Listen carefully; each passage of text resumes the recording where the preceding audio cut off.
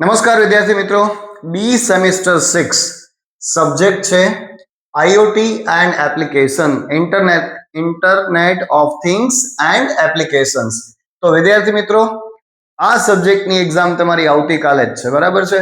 તો હવે છેલ્લો હથોડો બધા જ ચેપ્ટર્સમાંથી મોસ્ટ આઈએમપી ક્વેશ્ચન્સ જે જીટીયુ માં પૂછાયા છે એવા જ ક્વેશ્ચન્સ જે તમારી આવતીકાલની એક્ઝામમાં પણ પૂછાશે.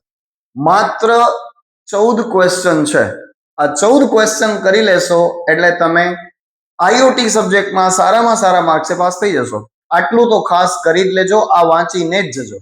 આટલું નથી વાંચ્યું તો કોઈ ગેરંટી નહીં, બાકી આટલું વાંચી લીધું છે તો તમે પરીક્ષામાં આરામથી પાસ નહીં, સારા માર્ક આવશે.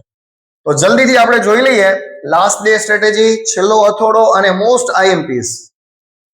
પહેલો જ ક્વેશ્ચન છે type of IoT protocols and explain. IoT પ્રોટોકોલના ટાઈપ્સ કહેવાના છે અને એમાં અત્યાર સુધી પરીક્ષામાં એવું પૂછાયું છે કે કોઈ પણ એક ટાઈપને તમારે એક્સપ્લેન કરવાનો છે, પણ આપણે અહીંયા લખી દીધું છે કે એક્સપ્લેન.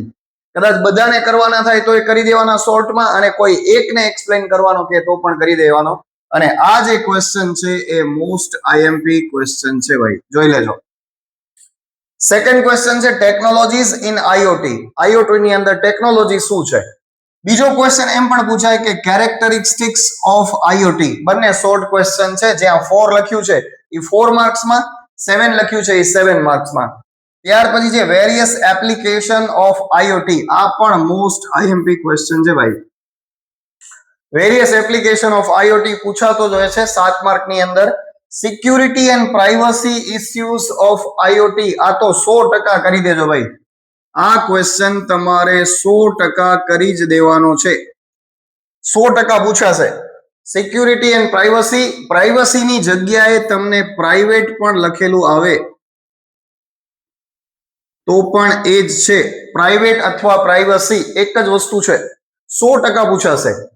ત્યાર પછી characteristics of fog computing, explain it in detail, 7 marks. આને પણ ખાસ કરી લેવાનો છે. અહીંયા જે ક્વેશ્ચન આપ્યા છે ને બધા કરી જ દેવાના, એકવાર નજર ફેરવી લેવાની છે એટલે કાંઈક તમે લખી શકો. ત્યાર પછી explain interfacing of LED with Raspberry PI. Raspberry PI શું છે? 7 માર્ક્સમાં છે. Explain in brief future factory concept. Future factory concept 3 માર્ક્સમાં છે, બરાબર? તો આટલા ક્વેશ્ચન છે, ખાસ જોઈ લેજો. આ 7 ક્વેશ્ચન છે, હજુ પણ આપણે બાકી છે, હજુ કરવાના છે, બરાબર? તો આટલા ખાસ જોઈ લો, સ્ક્રીનશોટ લઈ લો એટલે તમને વાંધો ના આવે.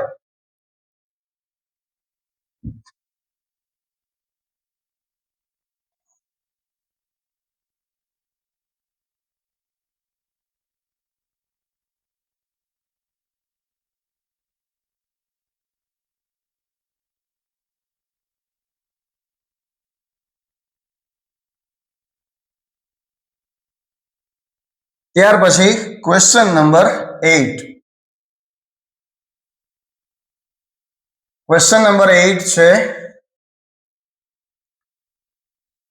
મોસ્ટ આઈએમપી ક્વેશ્ચન પૂછાશે જ. What is ARM? Explain special feature of ARM processor. 7 માર્કની અંદર પૂછાશે ARM પ્રોસેસર શું છે, બરાબર? એના સ્પેશિયલ ફીચર એક્સપ્લેન કરવાના છે પ્રોસેસરના, રાઈટ? ત્યાર પછી ક્વેશ્ચન નંબર 9. જો ભાઈ ડિફરન્સ વાળા ક્વેશ્ચન પૂછાશે, ડિફરન્સ બતાવવાનો, બે આપણે પાર્ટ પાડીને લખીએ બંને બાજુ, તો ડિફરન્સ વાળા જે ક્વેશ્ચન છે એ ખાસ કરી જ દેવાના છે.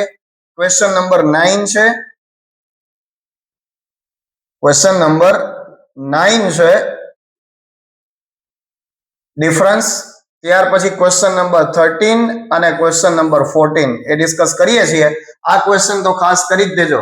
ક્વેશ્ચન નંબર 9 ની અંદર difference between IPv4 and IPv6, 3 to 4 માર્ક્સમાં મોસ્ટ આઈએમપી પૂછાવાની શક્યતા પૂરેપૂરી, એટલે આપણે એને 100% જ કરી દઈએ ભાઈ. આ કરી જ દેવાનો, ઠીક છે?